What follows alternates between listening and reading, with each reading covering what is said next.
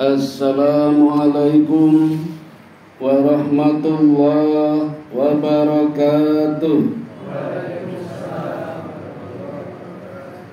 Alhamdulillahilladzi arsala rasulahu bil huda wa dinil haqq liyudhhirahu 'alad dini kulli wa kafa billahi syahida.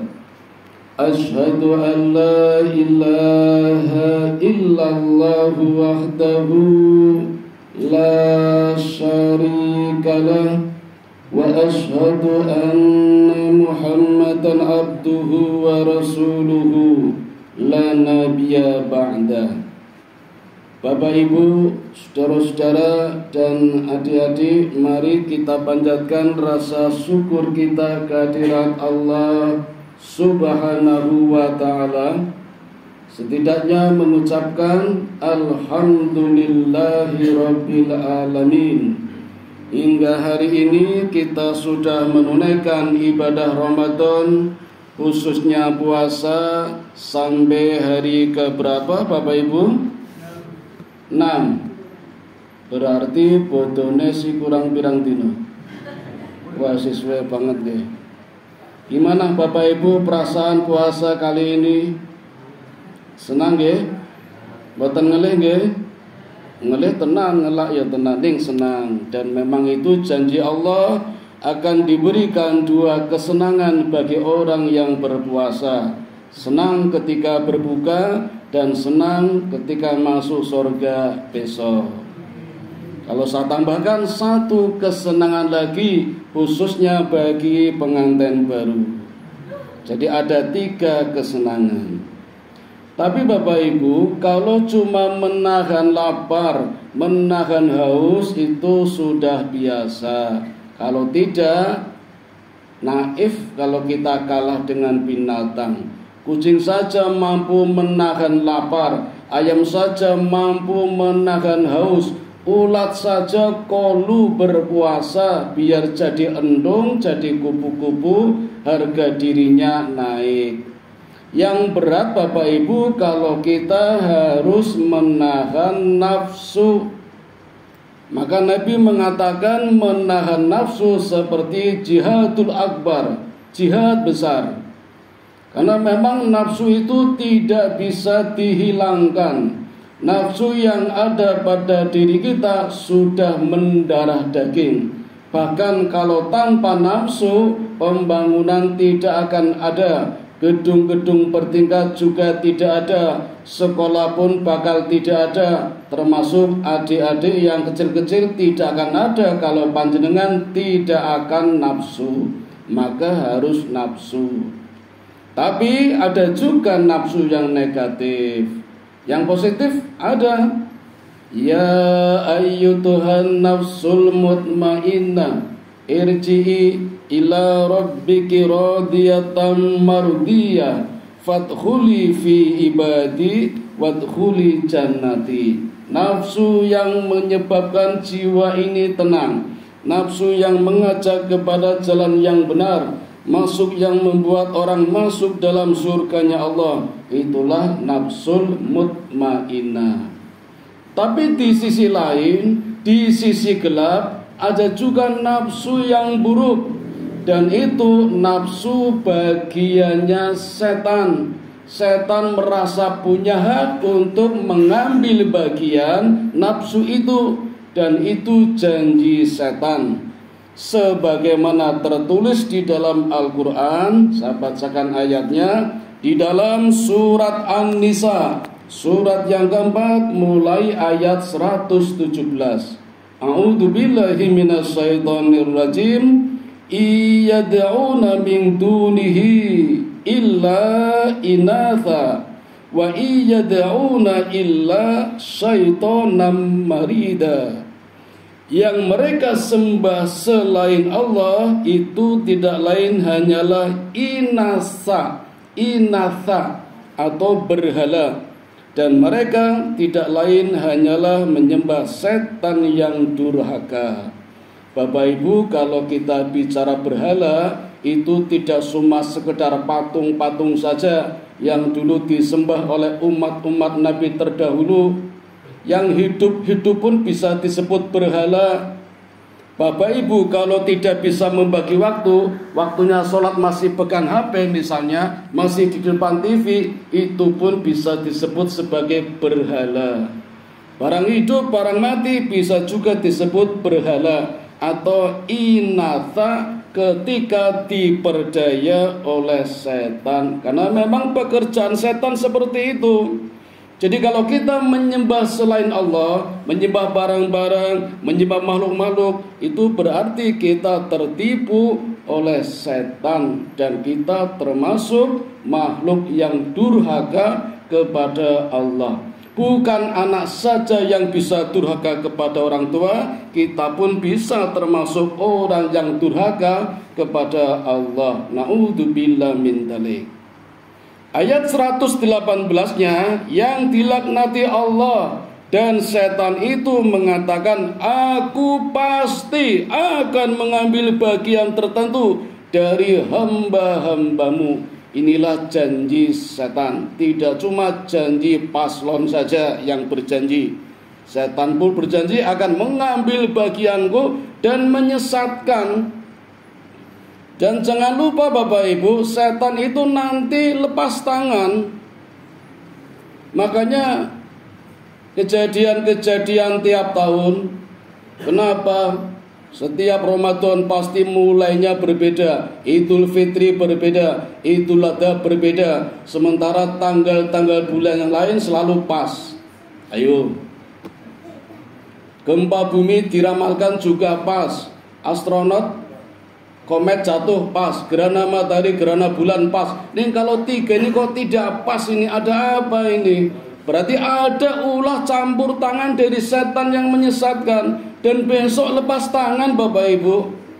Makanya memang kita boleh mengambil yang manalah, tapi jangan sampai mengatakan aku tak melu wong sing oke. Ada yang tanggung jawab, pimpinan kita yang bertanggung jawab. Bukan itu Bapak Ibu, besok mereka juga lepas tangan. Salah melu aku sing ngongkon sopak orang ngejak-ngejak kok. Nah, makanya kalau kita memilih tanggal berapa boleh, tapi punya prinsip, punya alasan sendiri. Begitu. Wong nanti kalau masuk neraka, mungkin mboten nggih. Setan itu ya bilang kok salahmu kok baru melaku aku orang ngejak-ngejak. Padahal yang ngejak. Itu sudah terjadi di perang Badar pun begitu. Sebenarnya tidak akan terjadi perang Badar. Wong Abu Sofyan sudah pulang, Abu Jahal juga sudah, udahlah yang penting hartanya selamat. Tapi ada bisikan dari setan. Bahkan setan memprovokator, aku akan membela kamu, ayo maju. Maka mulai semangat Abu Jahal ngajak perang di perang Badar. Tapi begitu malaikat Jibril datang, takut lari setan itu. Sampai Abu Jahal mengatakan, ya setan kenapa engkau lari, mana janjimu? Kata setan, aku cuma janji aja, silakan perang. Kalah akhirnya. Itu Bapak Ibu, maka jangan sampai tertipu oleh setan. Nah, setan-setan yang menipu kita banyak sekali Bapak Ibu. Kalau kita tidak meminta pertolongan pada Allah, pasti kalah. Saya pastikan kalah, saya aja kalah kok. Karena musuh kita tidak kelihatan. Mereka lihat kita, kita nggak lihat. Coba kalau tinju, ya kalah ngepong terus, kono iso jotos terus. Smackdown yuk kalah terus. Karena mereka nggak kelihatan. Mereka lihat kita, kita nggak lihat. Apalagi jumlah mereka banyak. Berapa sih jumlah mereka? Kalau pakai hukum Archimedes, jumlah setan 2 kalinya jumlah manusia. Jadi kalau sekarang di atas bumi ada 7 miliar manusia, maka jumlah setan ada 14 miliar. Bahkan Bapak Ibu, kalau janjinya benar-benar dipenuhi, setan tidak akan pernah mati, malah bertambah terus. Apalagi tiap manusia minimal dikepung, diserbu secara bersamaan oleh pasukan setan. Ada yang dari depan, ada yang dari belakang, kanan kiri, atas bawah. Udah berapa itu? 6. Itu enggak sendiri. Yang dari depan itu namanya namanya Zalitun. Itu pimpinannya Bapak Ibu, di belakangnya ada pasukannya. Ini namanya setan Zalitun. Panggilannya Atun. Wonten sing asmane Atun? Pundi? Oh, mboten-mboten nggih. Alhamdulillah. Nek wonten ganti jeneng mawon. Ganti panggilannya saja. Nggak usah ndodol neng catatan sipil angel. RT RW panggilannya mawon diganti nggih. Napa monggo terserah bebas. Ning campur Atun. Tapi nama lengkapnya Zalitun. Ini harus kita waspadai. Apa pekerjaan Zalitun? Mengajak manusia, menyuruh manusia supaya gemar boros, suka berbelanja, pikirannya mangan terus. Niki setan badogan. Ngapunten sing jeneng Atun boros mboten niki. Digantos mawon jenenge nggih boros. Biasanya lanang apa wedok nih? Nek nggon kula wedok nggih. Mriki mboten nggih. Mboten lanang. Nggih padha sing jeneng Atun lanang nggih wonten. Kula gadah rencang jenenge Atun nggih wonten. Yang penting tidak boros Bapak Ibu. Ya, kalau terlanjur boros ya mulai dihemat. Maka hadirnya puasa ini membuat kita belajar berhemat. Yang tadinya makan sehari 3 kali cukup 2 kali, dilongi sekali. Dilongi kualitasnya, dilongi kuantitasnya. Jadi jangan sampai dilongi kuantitasnya tapi bobotnya ditambah apa doai. Ini tradisi yang baru bagi umat Islam yang dibawa oleh Rasulullah sallallahu alaihi wasallam. Maka ada makan sahur, ada berbuka puasa, cukup 2. Ya, ini tradisi baru. Orang-orang Arab dulu tidak mengenal. Sedangkan orang Arab, orang Inggris, orang Eropa, orang Barat tidak mengenal yang namanya sahur. Taunya breakfast, lunch, dinner. Dinner itu makan malam. Tapi tidak sembarang makan malam disebut dinner. Makan malamnya sebelum tidur, namanya dinner. Kalau bangun tidur, lilir. Nah, ini kan pantangan buat kita. Nabi juga melarang kita setelah makan tidur itu dilarang. Jarene simbah kula kok jenazah abot ngono. Jarene simbah kula, percaya mboten monggo. Atau mau tidur, makan dulu juga enggak boleh, ya sama saja. Menurut ilmu kesehatan dan psikologis, makan terakhir paling lambat ya pas buka itu. Luar biasa ya. Islam mengajarkan memberikan syariat yang sangat luar biasa. Jadi setelah berbuka nggak ada makanan besar lagi. Kalau ada yang kecil-kecil aja, ngemil. Dan dianjurkan buah-buahan. Sekalipun lapar sekali, yang terbaik adalah buah-buahan. Itu ajaran Islam ya. Saat berbuka. Nah di waktu sahur namanya sahar. Itu dalam tradisi manapun nggak ada. Hanya Islam yang punya. Dan waktunya pendek. Said bin Sabit mengatakan jarak antara sahur dengan subuh itu hanya sebanyak 50 ayat. Tidak panjang, tidak pendek, tapi sedengan. Ya monggo kira-kira 50 ayat berapa menit? Ulama sepakat sekitar 10 menit. Itulah waktu sahur, waktu yang pendek. Ya. Di zaman Nabi sebelum menghadirkan perintah ini pun tidak ada ya. Tidak ada waktu sahur. Mereka hanya mengatakan futur, ghodo, asya. Futur aja ada 2, futur awal, futur akhir. Futur akhir ya pas berbuka, awal ya pas sahur. Ghodo itu makan siang, asya itu makan malam. Dan mereka tradisinya beda. Itu sebelum Nabi Muhammad mendapatkan perintah berpuasa. Maka hadirnya puasa untuk kita Bapak Ibu sangat bagus sekali untuk melatih biar tidak boros. Karena setan akan mengincar, mengajak orang selalu berbuat boros. Ujung-ujungnya boros adalah mubadir. Yang mestinya kita tidak perlu, kemudian kita berkonsumsi sia-sia, sisanya namanya mubadir. Dan mubadir itu temannya setan. Maka perlu diukur secukupnya saja. Kita berkonsumsi sesuai fungsinya, bukan gengsinya. Ngaten Bapak Ibu, ini salah satu setan yang menyerang kita dari depan dengan bala tentaranya dan pimpinannya namanya Zalitun, yang selalu mengajak berbuat boros, suka berbelanja dan gaweane mangan terus nih.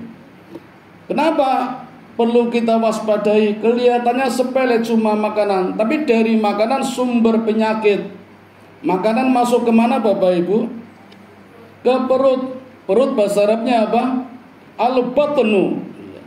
Di dalam kitab yang ditulis oleh Imam Ghazali mengatakan sumber nafsu adalah perut.